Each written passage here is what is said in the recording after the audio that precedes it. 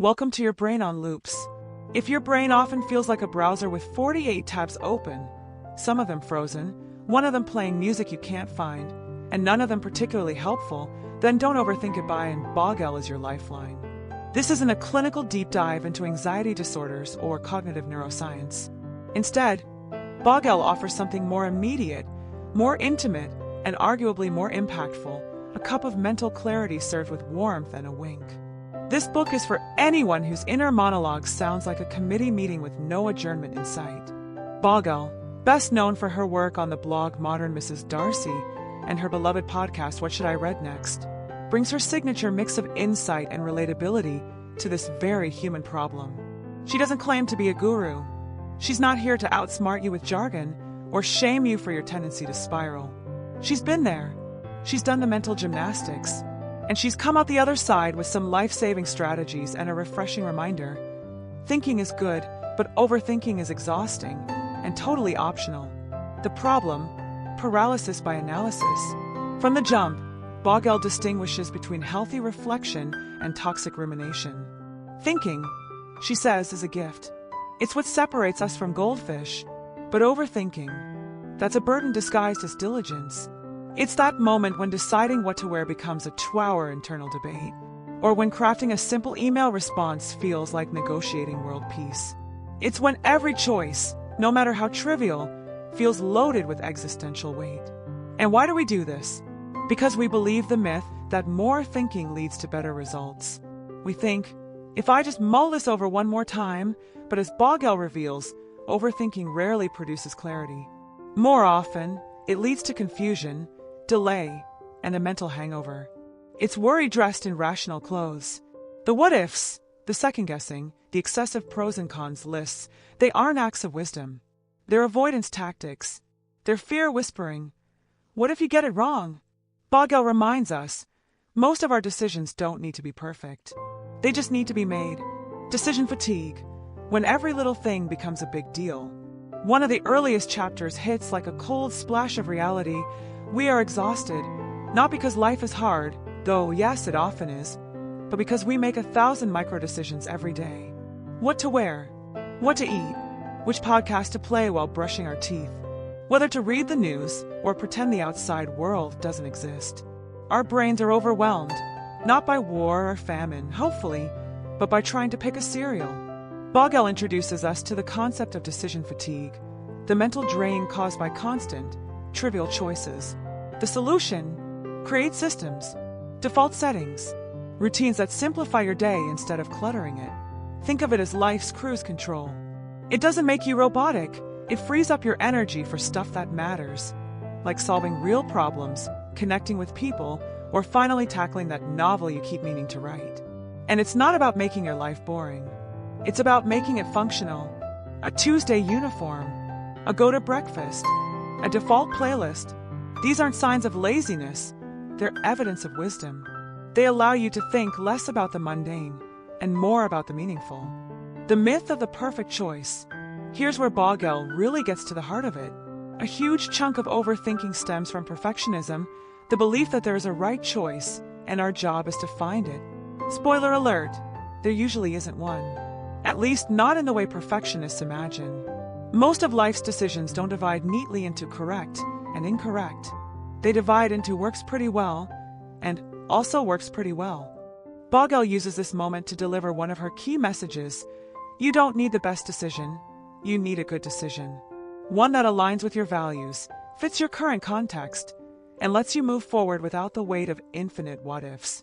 She encourages readers to aim for good enough, not because she's promoting mediocrity, but because perfectionism is often just procrastination in a nicer outfit. And really, how many of us have waited too long to RSVP, buy the gift, sign up for the class, or even answer a text because we didn't know the perfect response? Bogel's solution: stop waiting for perfect. Choose something good. Move on. Mental scripts. Choose once, use often. One of Bogel's most practical offerings is the concept of mental scripts. Think of them as reusable thoughts, pre-decided responses to recurring situations. For example, I don't do social events on weeknights, or I always bring wine and flowers to dinner parties. Scripts reduce the number of in-the-moment decisions you have to make. They're like IKEA instructions for your brain. And, unlike most IKEA instructions, they actually work. These scripts don't make you rigid, they make you calm. They give you guardrails in a world that demands constant flexibility. When your friend invites you to a third event this week, you don't have to agonize. You just refer to your script. Easy. Done. No overthinking required. This concept extends beautifully into routines, rituals, and automation. From setting out your clothes the night before to creating a gift-giving spreadsheet, Bogel shows how small systems add up to big peace. Values as anchors. Overthinking often feels chaotic because it's unanchored. You're trying to choose the best thing in a vacuum without a map. Bogel's antidote. Let your core values guide your decisions. When you know what you care about most, whether it's creativity, honesty, family, rest, it becomes much easier to cut through the noise. A value-based approach reframes every choice. Instead of asking, "What's the best vacation spot?" ask, "Which place offers the kind of rest I value most?" Suddenly, you're not just choosing, you're aligning. And alignment always feels less like work and more like peace. This part of the book feels especially empowering. It shifts the focus from external validation to internal clarity. Bogel isn't saying your values have to match hers. She's saying, know yourself. Trust that. Let it lead. The joy hack. Here's a delightful truth. Overthinking can't survive joy. Bogel devotes an entire section to the idea that infusing your life with delight, tiny, meaningful pleasures, can short-circuit the worry spiral. When you stop waiting for the perfect time to be happy, you start realizing how much happiness is available now. Use the fancy lotion. Burn the good candle. Wear your favorite shoes, even if you're just running errands. These aren't indulgences, they're acts of sanity. They ground you in the present. And the present, by definition, is the opposite of a mental hamster wheel. Joy, Bogel argues, isn't fluff. It's fuel, comparison, social media, and the noise machine. Nowhere does overthinking flourish like it does on Instagram at 11:47 p.m. Bogel doesn't demonize tech, but she does recognize its impact. Social media gives us more to think about, more opinions, more images, more ways to feel behind or wrong. She gently but firmly suggests we get intentional about our input.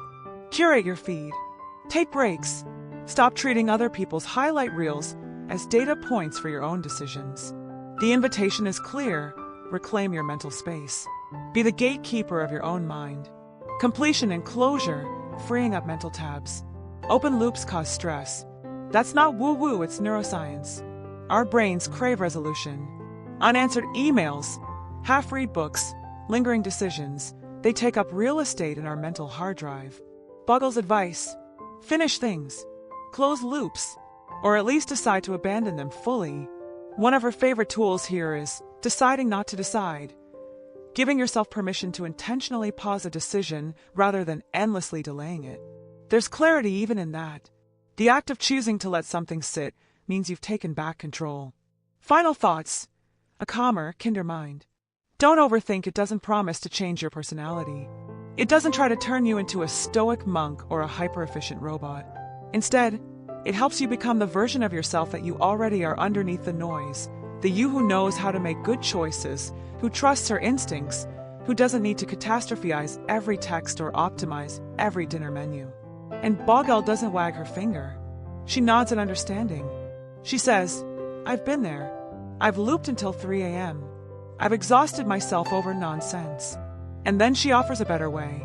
A way that includes systems, scripts, values, and joy. A way that allows us to spend less time thinking about life and more time living it. So if your brain has ever felt like a talk show you didn't agree to host, don't overthink it as your off switch. Or at least your dimmer. It's not about stopping all thought. It's about cultivating the right thoughts and knowing when to say, that's enough. Because as Bogel reminds us with calm conviction, the best decisions are often the simplest ones. And the most peaceful minds are rarely the busiest.